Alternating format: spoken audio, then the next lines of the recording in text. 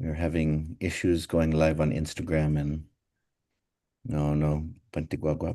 No, hunggan matsotsogi Instagram lakwi biba. Iba, iba. All right. Buenas and half a day. Todos hamzu guena hujung estige un nuevo na episode Fanachu. Hunggan. Goi host midzo tatlo. Para este. Hunggan. Half a day, half a day. Estige Minat Tres, this is the third episode of Fanachu that is focusing on waves of return. Waves of return. This series is developed by the Andrew Gumatautods and si Samantha Barnett, who are in Germany researching, and they have been researching collections in the European Union from the Marianas, from the CNMI, but also from Guam. And we have been undertaking in this month of June a series focusing on what is in those collections, but also how can we connect to those collections. Because I don't know, for many of you out there, I don't know most Chamorros unless you are have been stationed in Germany or unless you are, I don't know, get picked up by United International or something. Most Chamorros, you get to go to Denver, Colorado. You don't get to go to Berlin, Germany. And it's quite a few bucket seats and it's quite a few favors from your prima to get all the way to Germany from Guam and the Marianas. And so we don't often get to go to that side of the world except through the US military. Anything on the and web. Siri. Series developed by Sandra Gumateo. Oh, Siri is talking. Ikamputaho. And so this is why this series is so important. How can we connect to these collections that are out there? And normally it's professors, it's scholars, it's those type of people who are connecting to them. But I'm very excited go faporaudzu nagaigi guini nai giestin episode. It's at luhu my fellow sort of avant-garde cultural problem solver and problem maker for problem creator and problem solver. Hunggan, in ikinalamtan ikoturata, si Vince Reyes, master of Chamorro dance and performance, has been in the space for a long time now with Inetnon GefPågo, has taken his groups from not just down south, stages here in the Marianas, but also stages across the world to audiences of thousands and thousands. And so it is I'm glad that Vince is here talking about I Hinanao-ta and the many ways that we can understand what that phrase I Hinanao-ta means. Talking about Hinanao-ta, our journey in history. Our journey, Hinanao-ta is the name of the Guam Museum's permanent exhibit. Hinanao-ta is the name of a beautiful, amazing show that Vince has been working tirelessly on at the Guam Museum. But then talking about Hinanao-ta and bringing it out to the world and then connecting to these collections of our ancestors, their artifacts, all of these things across the world. And that's so we've got a lot to talk about here. Lo, Vince, idus masi para ifinatomo para Fanachu off a day. Luz Maasi Salu, I'm just so grateful. You and I both kind of started at the around the same time. Maybe just because I'm a little older, I started a little bit earlier, but just that's the only age. That doesn't mean anything. And just to be able, and then now to see us full circle here at the museum working together, I'm really, really grateful. I'm to be now in this space, and I'm always grateful to Lou for your platforms to allow me to speak my Hinanahu, my journey and platforms to be able to share our culture in a different way or in my way, in the way that I'm able to express it from my heart. So Jesus Maasi, and thank you all for having me. Guau si Vince Reyes. I am at the end of the day, I'm just a southern boy trying to bring our culture to the world and our world to the to our culture. Right now, I am like I mentioned, I'm here at the Guam Museum now. I just realized that Ungan I Hinanao-ta is kind of the program that's kind of unfolding in every aspect from, my journey here to the exhibit, and now being able to take the exhibit and do a live museum presentation of the exhibit, and really inspired, which is also called I Hinanao-ta, and then now taking a delegation out to. Wow, I never put that together. So Jesus Masi Selu for that. I'm being able to kind of now see where my purpose is Oh, aligning. in inspire no Hog, you inspire me all the time. So if I can inspire you, I'm very happy. Ungan So, all the time, all the time. Hago Loku all the time. Guao Loku all the time. Para Hago, I think that's why you are right. Avant-garde, kindred, cultural connectors. Sometimes our biggest for me, it's always sometimes I have to temper my ideas when I'm around other high level cultural artists and cultural practitioners like yourself, because we tend to just want to rule the world or save the world. I'd say save our culture so much that it's like, okay, and then we turn around and then we ask ourselves, okay, how's it been so good todo? So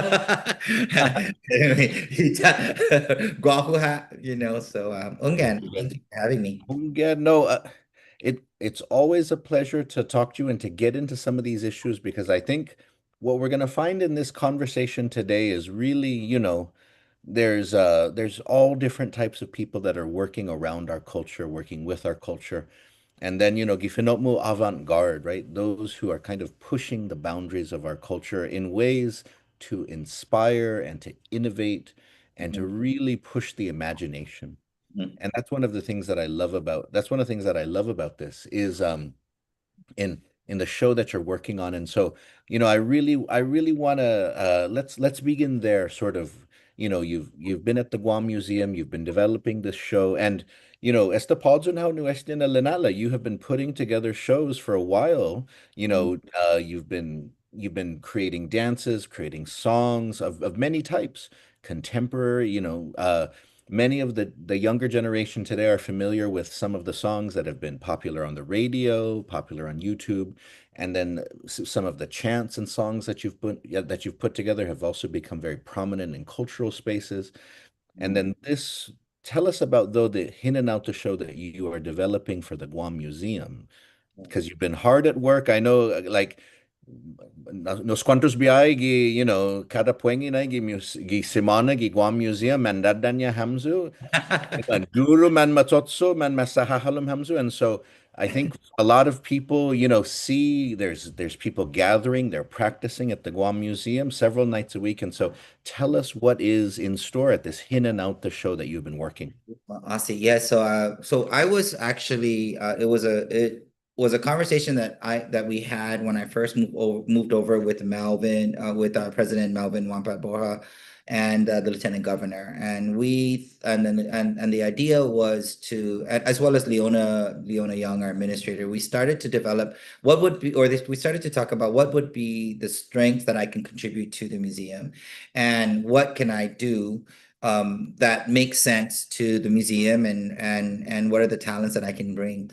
And so when we started conceptualizing the idea of the I Hinanao-ta show, we wanted to provide a level of artistic expression that was fresh and new, and something that I keep looking at as what's relevant and reachable and palatable to our community. So we can chant and dance all we want, but are we connecting to our people? Are we connecting to a wider audience? And how do we elevate our culture in a way that still is sensitive to many of the cultural practices, but at the same time elevate it and evolve it to a place where maybe it's never been explored. So, I had to spend a lot of time in the museum and at the exhibit, just kind of conceptualizing how to make that happen. And then understanding also the Guam Museum and what the Lieutenant Governor is coining at this point, the Guam Museum National Theater, because we want to be able to create a space that is of a nationalistic level, and worthy of being kind of pushing the boundaries as far as being inspiring for other artistic expressions. So the first phase would be to not only create this show, but create pipeline and developmental stages that will move these talents into a space like here. And so the show itself is one component of what we're trying to do here at the museum, or at least my role is to be able to try to bring a very higher level, an evolved level of artistic expression when it comes to Chamorro music and dance. So the show is going to launch in July, or the weekend, the Liberation weekend. I know the word liberation is contested, so whatever we want to call that weekend, up to us. But that Wednesday, it's gonna on the 16th is our premiere, and then it's going to continue all the way to the Liberation Parade. Now, what's exciting is that we've been really, really working hard since January to try to find ways to again develop the talent. As everybody know, or people that what you said, Miguel, earlier, is that I run the group Inetnon GefPågo, so I have years of experience. But with Inetnon GefPågo at the time, and because I'm not in the school system, we really had to be very concentrated as far as trying to find individuals and talent that would be able to contribute to what we're trying to do, which took a while. That was the hardest part, because I always thought everybody just wanted to hit each other's with stick and yell and scream, but it didn't seem that way after when I stepped out of the school system. So the Hinanao-ta show itself is something that I think it's going to be different and fresh for our people to see and experience, as well as our visitor industry to be able to experience. The goal would hopefully be able to be more of a consistent show. So that's one component that I'm doing. At the same time, we are creating spaces for what again we're coining at this point the Guam Museum National Theater, which will the development of musicians, dancers, and artists in performing arts. So yeah, that's one component that we're doing, yeah, here. No, si just masi. And I think what a lot of people are very intrigued and excited about, though, is just the idea that because many people, think of this type of thing as connected to tourism, connected in that way. But I love the idea of it being in a museum, but what I love about this though is that a lot of times people think of Itzamorutanai, they think of culture as just tied to tourism. So Yeah, like you should promote dance if it makes money because of tourism. We should support this efforts if we can use it in the tourism industry. yeah. And there that makes some sense because of course there's some viability there. But on the other hand, if anganesti kotoramo nai, pues Mm-hmm. sapote sa ikotoramo. Mm-hmm. Not Okay. because you can sinuunbendi guatunay paresti tautaw sanhizong. Okay. Don't only support it because it can make you money for outsiders because they recognize its value. And so Mm-hmm. what I love about sort of the idea of a museum doing a show is not only because sure visitors and tourists can enjoy it, but just the idea that a museum can because the museum as a place of memories, as a place of knowledge, as a place of history, that it can support something like this. Okay. It's to me that's just it's just wonderful. And so, I wanted to hear and I wanted you to share more about that because I think some people might hear show and they might think, ooh, is this gonna be like si Jimmy D9s and Yeah. Chamaritas? Is it Or only taco gonna be like that? posse. Is it Yeah. going to be like that, or can people expect a little more depth to it? Can people expect some emotion and some drama? What are the types of things that people can expect from this Yeah, exhibit, from yeah, this performance? absolutely, for sure. Thank you for touching on that, Talu, because when I went, because before the pandemic, we were at the Sheraton at the time, Sheraton Laguna Guam, which is now Rica Hotel. We've been consistently there since 2007, and in 2000 since and we really when we first went there, I was trying to follow what I call the cookie cutter formula of what was perceived as what tourists want, which was those Polynesian type shows, the shaking of the butt, the fire, the yelling, and you still see that today. But I was on a mission to try to figure out a way to, at the time, meet where the tourists were at. And so my show was definitely in that particular formula, which was the fire and then all of that kind of stuff. And I just Chamorized, if that makes sense. So if they wanted to do Samoan fire, the tourists were looking for a Samoan fire knife. I just take the tunas and burn the top, and then have the boys spin it. But when they're spinning it, they're kind of it has an illusion of this kind of fast fire movement. And that definitely was working. I mean, our show was working well, and it was doing what it needed to do in the heart of Tumon, in the Tumon, and we were also at Outrigger. So at the time, Outrigger, now Dusatani. As a matter of fact, we performed yesterday there, just to kind of just for their anniversary, or for their anniversary celebration.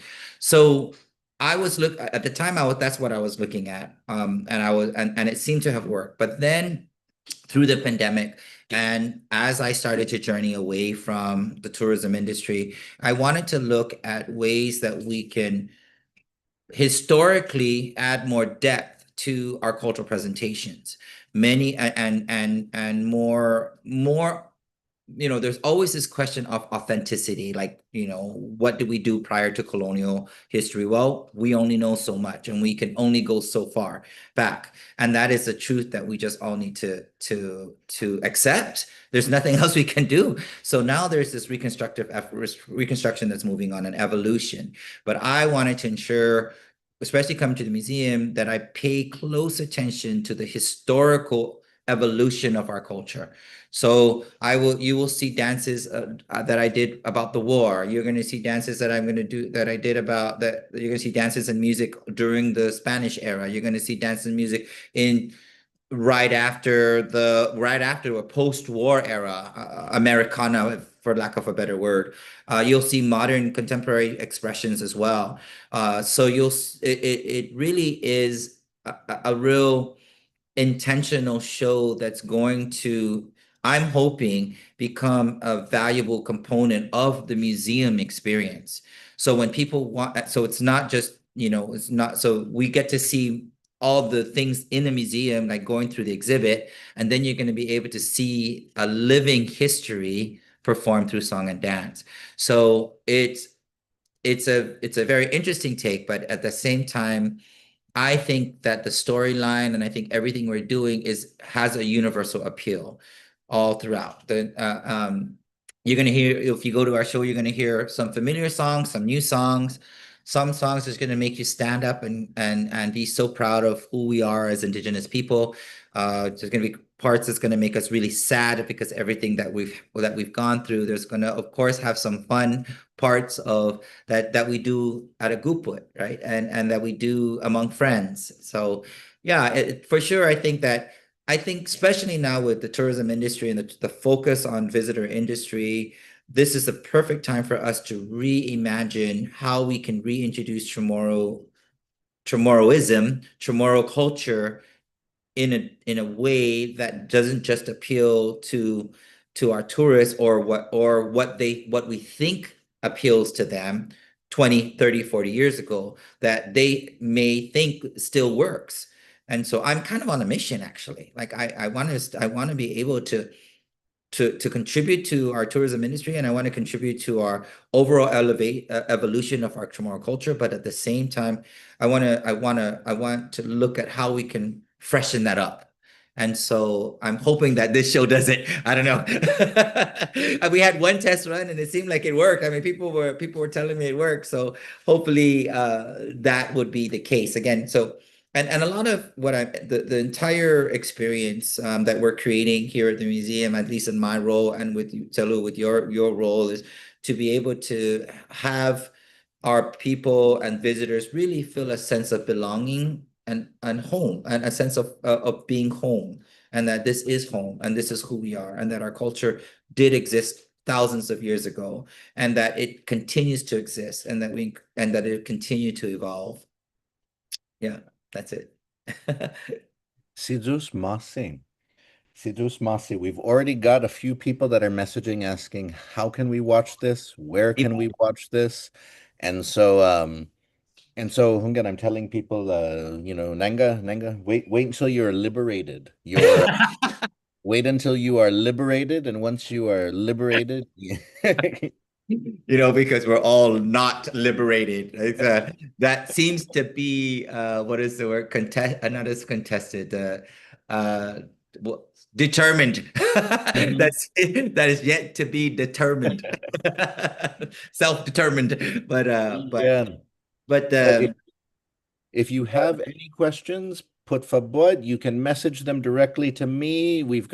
Remember, we are on Facebook on multiple channels. We are on YouTube. We are also on Instagram, and we've got a bunch of you watching all over the place. And so, message me if you have any questions for Vince, or just put in some comments. We've got a few half a days that people have sent. Kevin Camacho, Sumasca Gidza, Texas. He says half a day Vicente Tsetluhu. hey, Biba Telu, Biba Hafade. Hungen, and I see Siñot Uggan, John Ray Uggan, the Itautau Carabao. He's also tuning in and watching. Hafade, Siñot Uggan. Hey, buenas tío, Hafade. Hungen. And so if you are an Abreen Merfalen, Hungen, my writing group partner, asks, she's one of the people that's asking where she can watch it. And so don't worry, Abreen, I will let you know as soon as there is more information. But yeah, Yeah, so right now we're what we are looking at. So the July 16th is the premiere. And then it'll run all the way to the 21st.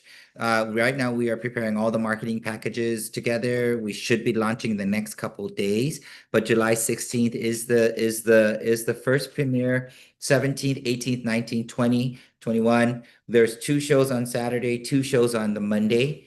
So we have 8 shows total. And so right now we're just configuring the whole package, but just the idea would be, for example, we'll have just like doors open at 5, then you'll be able to go through the exhibit, then you'll be able to go all the exhibits and I believe Manny Chrysostomos' work is also going to be here during that time. Um, we have the yokai exhibit. I don't know if that will still be here. And then after you go through the permanent exhibit, all the exhibits, we may have a little cocktail hour outside right before we watch the show. And the show will probably be around 7 p.m. As far as how much that's not my expertise. So I'm gonna wait for the higher ups, my bosses, our bosses, Salud, that will make that determination. So yes, Ungam put favor, just be on the lookout on any of our social media pages. Yeah, but it'll definitely be out soon. Biba, Hungen, and we got a few Bibas. We got a few Bibas in response to the information about the possible dates. Hungen, I'm almost sure there's going to be a lot of there already is excitement and interest in this, and it's just going to build up, especially because you know when I think especially premiering this in July at a time when para itautautanay esta macad y corazonta sa tahahasunay y champun gera y champun sapones. We're remembering so many things, and there's so many memorials. Yeah, Especially Inetnon GefPågo has strong southern roots. yeah, And, Malesso, for example, is a village in which the memorials are taken very seriously because of yeah, what happened there. But also, one of the things, though, is that Malesso is one of the villages that we look to nowadays for strength amongst the stories of sadness because of the mighty men of Malesso who rose up and fought the Japanese. And so I think what I love about this is that, this will come at a time when everyone's heart is a little bit heavy as we're remembering because you go from village to village, mass to mass, you're remembering all these stories, and it's easy to feel down. It's easy to feel kind of caught up in all of it. And especially, for those, you know, now because we remember that Imeganya estaman mapus, manaigui. So many yeah. of our elders have passed on. Ben. And so it's tinged with that sadness that as we tell their stories, Mhm, menaigui esta, we tell them in their absence now. So mhm, a performance like this that helps solidify our storytelling, Mhm. basically pass on these stories, added in the next verse in the Mhm. Kantang Samarita of our people, right? That's Okay. what I love. That's what I love about what this represents in this time of all of our remembering. So I wanted to hear about all of this though, because, especially the southern pride of your group. And then so talk more about this, especially coming in July. Yeah, well, I think that you are definitely right. I think the liberation versus Samoro month, right? The liberation we have these two kind of peak periods when of nationalistic pride. It's either Samoro month or liberation, right? And so people, especially our family that come from abroad when they come back to Guam, there's this yearning to connect to this the liberation. But again, for me, the definition seems a lot. We're not. I don't feel we're celebrating being liberated anymore. I think we're celebrating our connection to our culture and and celebrating each other about the resilience of our island. And when people say I want to come to the liberation parade, I don't feel like there are any more or I don't feel, and this is my personal, thoughts, is that we don't necessarily come to celebrate being liberated anymore. We come to celebrate community. We celebrate each other. We celebrate being part of this big, nice, amazing weekend of festivities. Then we go, so there's a lot more emphasis on the barbecue and the canopy and who's coming and staying overnight, more so than just enjoying the parade, right? Parade, I think now is kind of the enticement for families to get together and celebrate each other more than it is celebrating being liberated. Again, that's just my little thought about what it is, my little observation. Of course, I prefer hanging out with the family at the house on the air with the air condition, watching the Liberation Parade. But my family begs to differ, so I'll be out there too myself. But the show, and so what I'm hoping the show will do is be able to not just give us an entertaining way of looking at our culture, but a really deep sense of self-worth and a sense of that we are bigger than we think, and that we have a history that belongs to all of us. Right now, I'm running an Urutao Leadership Academy here at the Guam Museum, where we have 24 amazing young men that are really trying to learn more about their culture and really take a leadership approach of our culture, and really become the drivers, the next generation of drivers to perpetuate, and cultural practitioners to perpetuate our culture. But one of the comments, one of the young men said to me during his interview process, he said, "I was."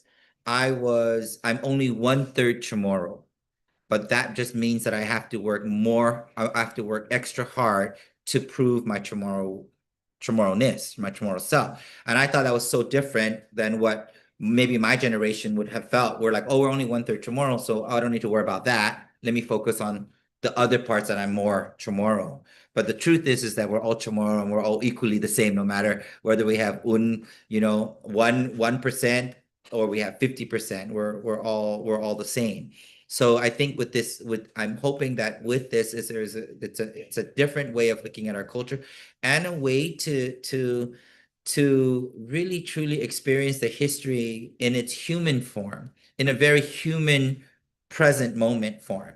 So we're going to take you the story of our people, and the journey of our people is going to be live and in front of us. And so versus, something we read on a book. And so it's going to be very I hope that we'll all feel very connected to the stories that we're about to share for the show itself.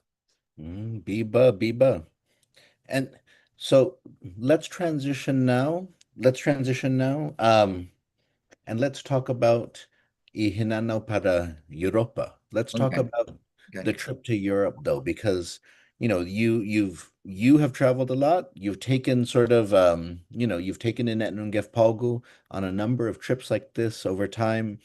And so and I think it's a wonderful sort of experience for a lot of these kids to see the world, and most importantly, to see the world as Chamorros. Yep. Okay. That's one of the things that's beautiful about it. And so I want to I want to, if you can, just talk to us about sort of what the plans are for your Europe tour, and then also just talk about that experience of representing, because I think what happens a lot of times, we go and represent and we bring the pride with us.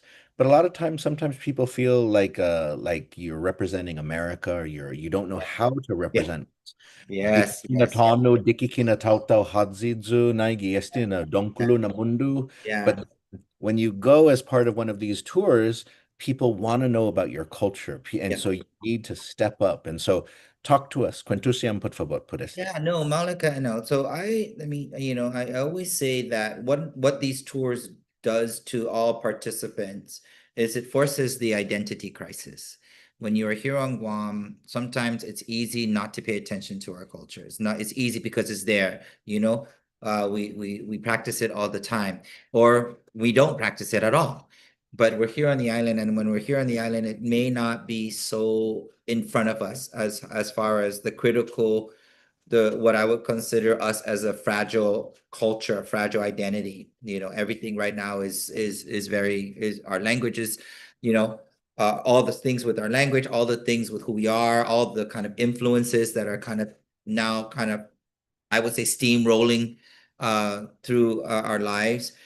So it's but when we travel off island and when we go to places where people don't know, uh, it really forces us to figure out ways to identify ourselves and figure out how to what is that. It forces us to think, what is our identity? And so that became a very important factor as I started to continue to travel with the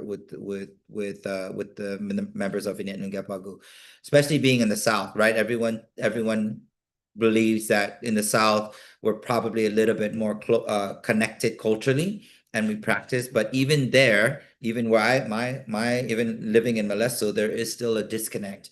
So when we travel to these places, this time we're going to France and Belgium, and Germany. But when we travel to these places, we really try as much as possible to instill a lot of cultural tools that our kids may need. Because if you ever ask many of them what culture is, they will tell you, but it's very cookie cutter, right? It's very bullet point. Red rice, Nubana, take off your shoes, almond. It's all of these things. And so what I try to do whenever I take many of these guys is really try to give not only force the identity crisis, but give them the tools to work through it as best as they can. And so when we go to these places, Inetnon GefPågo has traveled to 29 countries around the world. I traveled to 43 as an international judge, and as a delegate, as a lead delegate. And so every time I go, I'm always inspired by some of the great works that are out there. Every time I think I'm the best or whatever, I go off island and then I realize I'm not. I come back more inspired and I work even harder.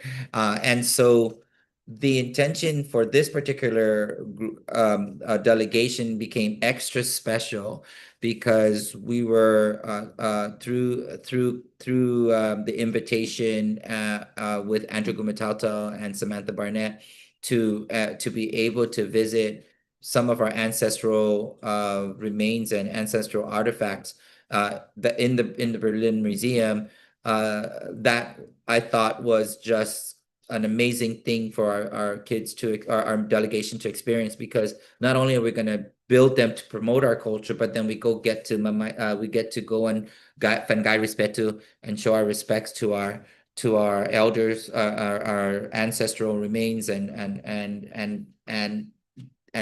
do something there for them, and then come home.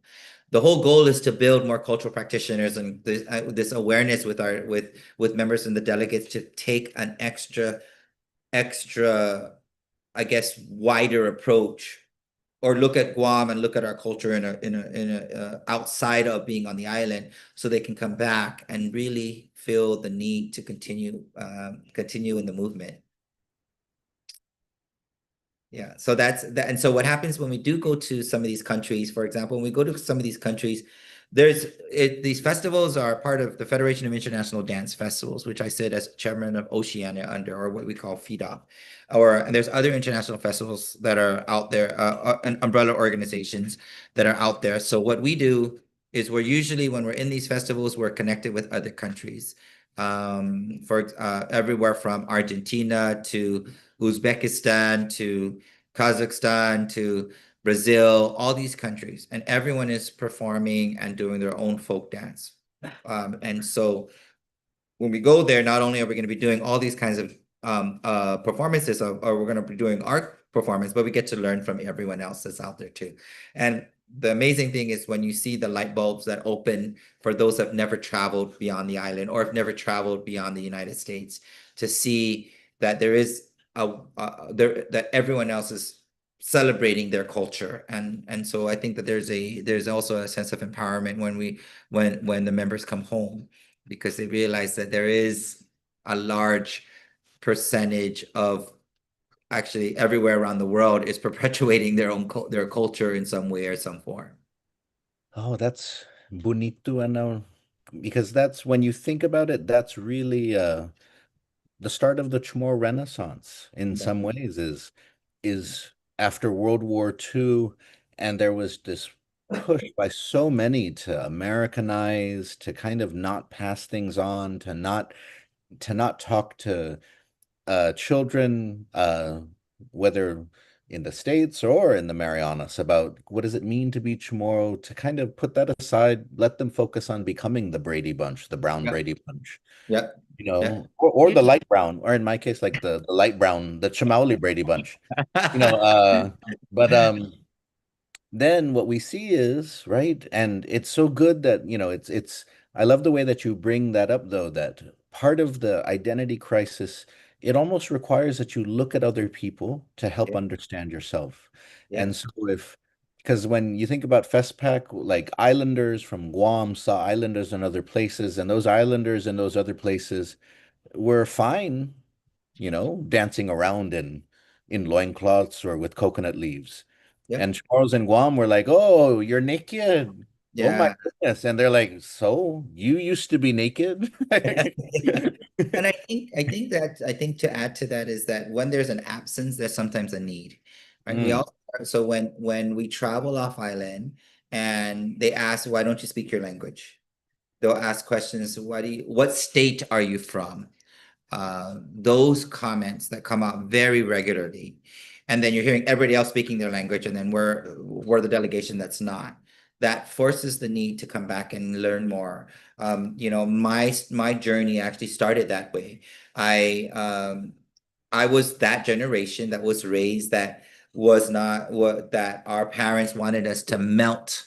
Remember I think it was the Schoolhouse Rock that said we were a melting pot, right? And so mhm, that mhm. entire Schoolhouse Rock was, I think, so brainwashed. I think we all got brainwashed from that series, right? And so, but there was this idea that we needed to melt into the American U.S. American culture. And I believed that growing up. I mean, and I was one coming from my parents who made us work very hard all the time. And the running joke with my cousins is that sometimes we forget that our parents are not in the lurk, so that we can stop, we can rest, we can, because if we weren't working or doing something, we weren't worthy. So leaving off island, I was on a mission. I wanted to live that American dream. I wanted I tried my best. I did everything, all those things that you were supposed to. I joined a fraternity. I changed my accent. I dyed my hair. I did all those things because everyone said that was what I was supposed to do. What I realized through that process is as I continued doing that, the further disconnected I felt with my culture, the deeper the void I felt. I came back with a deep sense of urgency. Like if I am lost and my cousins and everyone is lost because we don't know who we are, can you imagine what the kids are going to feel? So that was then my call to action. When I came back, there was nothing else. There was nothing to do. There wasn't. I remember starting trying to go to Chamorro language and seeing what I can do over there. At that time, Kumishoni Finut Somoru. Then I had to, and I tried. There wasn't Department of Chamorro Affairs, but there was not as much tomorrow activities that I could go to. So I found myself very angry. And it just so happened that God has really placed this amazing journey of in front of me on my lap that then just kind of opened up the universe. The universe kind of opened up with all these opportunities. But that particular aha moment that I was different, that I was not what my parents and everyone else thought I was going to be, that I was not the American dream. But what I've learned is that I can live in it, coexist with it, but still be who I am, Samodo. But give as much tools to the people that I served, all the students that I served, uh, the willingness and the empowerment to believe that our culture is worthy of being in such great stages. That's why I travel. That's why I do these large competitions. It's not because of anything with Vince Reyes winning anything, because if anything, I don't care about that. What I do care about is being inspiring enough for our people to feel that we can coexist with other mighty nations around the world, and we are just as mighty as everybody else. Bonito. Go bonito. Awesome.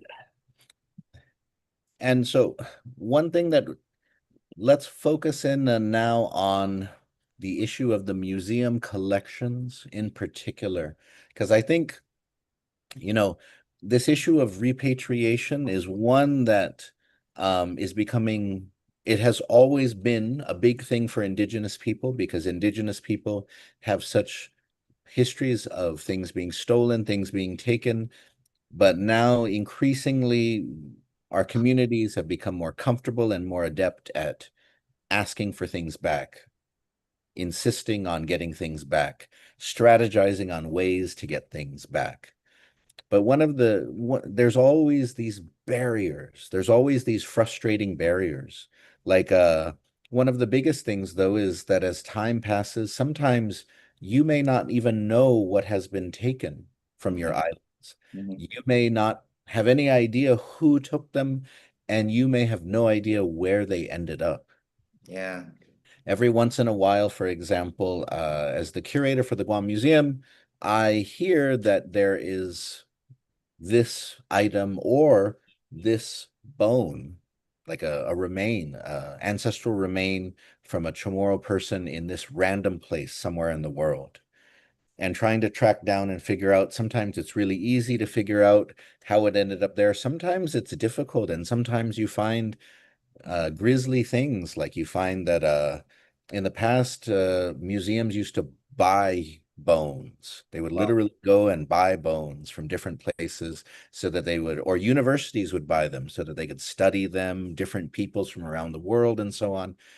And so the thing is that for Chamorros, where if if you have that feeling that you're not important or you're small, as you travel around the world, if you get to travel around the world, you aren't imagining that you're going to find your stuff anywhere in the world. And so that's one of the things that we find in places like Berlin and in Madrid, which is where Sam Barnett and Andrew Gumatauto have been researching for several years now to find on the collections that are there, is that there are collections primarily from the CNMI, but also in Madrid there are items from Guam, and that most people in the Marianas have no idea that they're there. No idea that they're there. Wow. And that most people, of course, who live in those countries don't know that they're there because they're small compared to all of the other things they might have.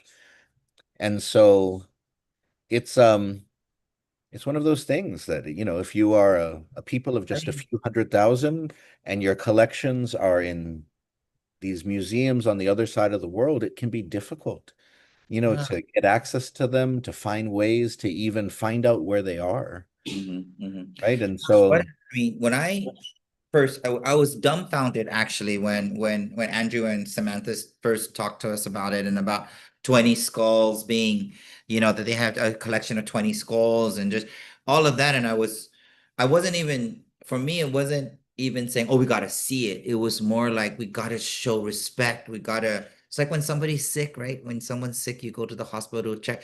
That was a sense of urgency that I felt. It wasn't about going to see what's there. It's to show respect and honor them because I still feel we believe in the Tautamona. We believe that we're all guided in some way. Or I believe so, just to being able to go there, I feel like we're being called to go there. We were in Madrid. If I had known that there was museums in Madrid that had our ancestral artifacts and remains, then I would have loved to have gone again to just Fatauta, and to Guy Respeto, those are that's so it is such and it's so interesting how amazing it is now is that it's now aligning with my work here at the museum, right? So hopefully this will establish relationships with our museum, and again, that's of course I will seek advisement in whatever way or directives from you, Salu, to tell us how I can facilitate whatever we need to on my end. But yeah, it's really interesting. We're really, really excited to be able to go there and visit our ancestral remains, and visit and to be there with them for those couple days. Oh, Hongan. And it's the what what Sam and Andrew have done in terms of just doing the research, because one of the first stages that you need to ask for your things back is you have to do what's called the provenance research. You have to do the background research. And sometimes museums, if they don't want to return something or they don't care about it, then that research they won't do it themselves. They'll take a long time with it. And so Sam and Andrew have been doing that, finding out where these things come from, how they ended up there, what can we learn about them. But then one of the big things though, especially if big major national museums sometimes have hundreds of thousands of items. Sometimes they have millions of items in them.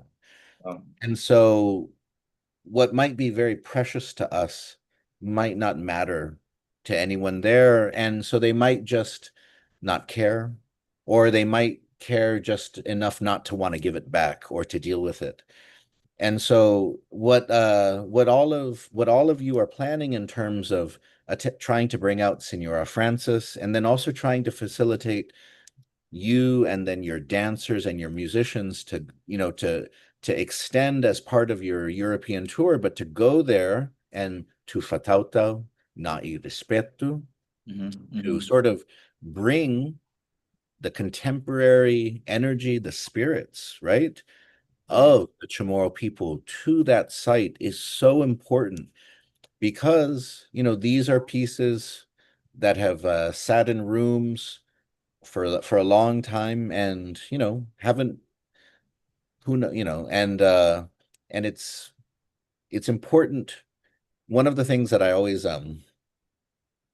one of the things that's always important is that if a museum doesn't want to give something back and no one is asking for it, then they're very unlikely to try to give it back.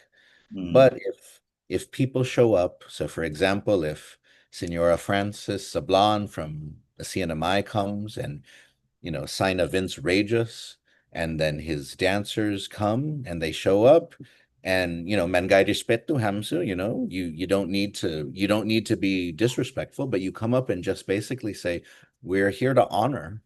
Yeah. We're here to honor y cosas y mañanata y Mhm. manofotna. We're here to honor the things of our ancestors, whether it be the native birds that were taken 120 years ago from our islands. And these are birds that are lost to the islands today, that have been taxidermied, that are found in the museums there, whether it be cosas y herramientas, their tools that you have there, or whether it be itatlang, whether it be their bones. We are here to honor them.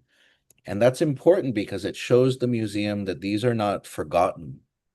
It's Yeah. not a forgotten collection, that there is a community that hopes that they will make it home someday. And so I think that's for me, that's what's very important about bringing you all out there, is that it will facilitate uh, I Hinanao-ta para Yes. itanong. Again.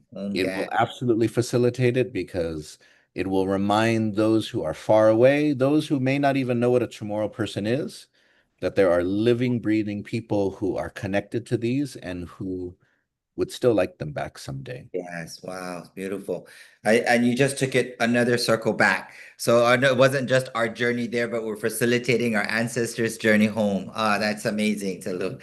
We should definitely make a song of that or a play.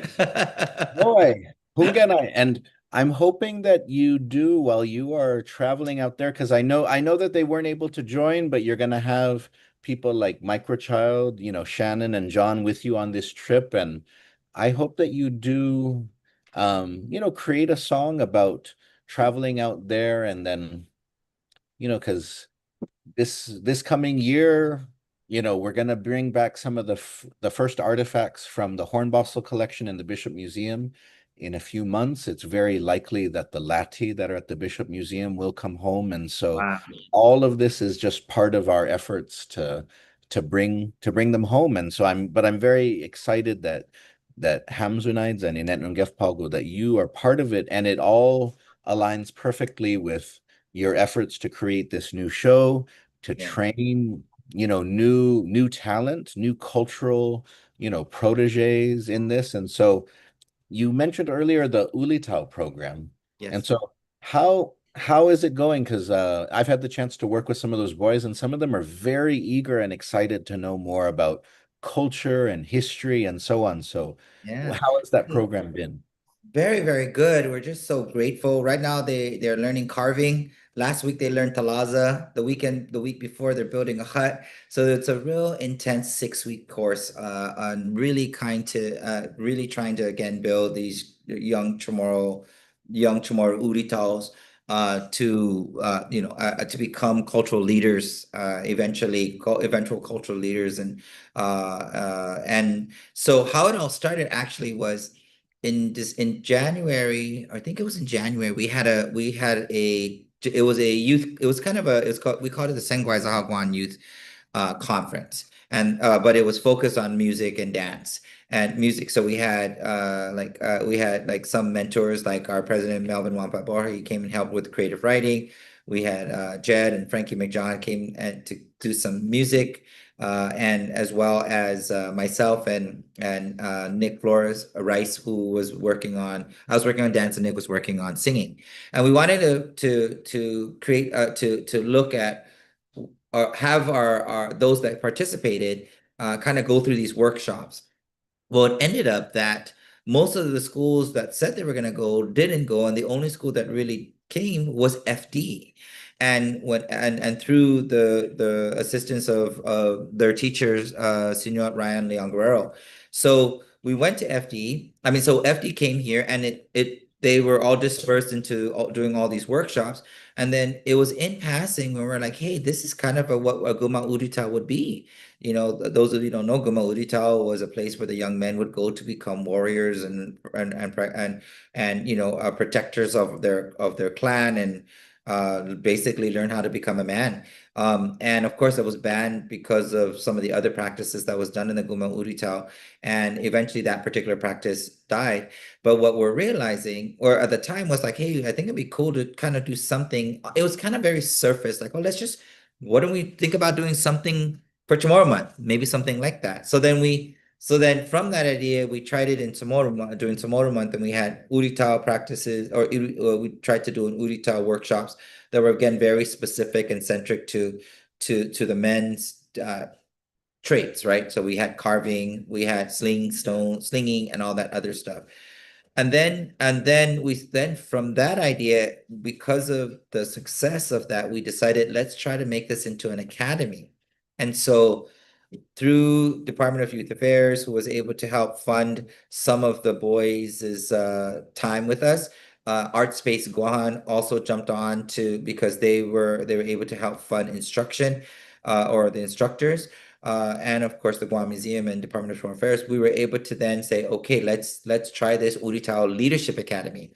And so we did a full-on press release, and we were able to get about 68 applicants. From them, we narrowed it down to 24.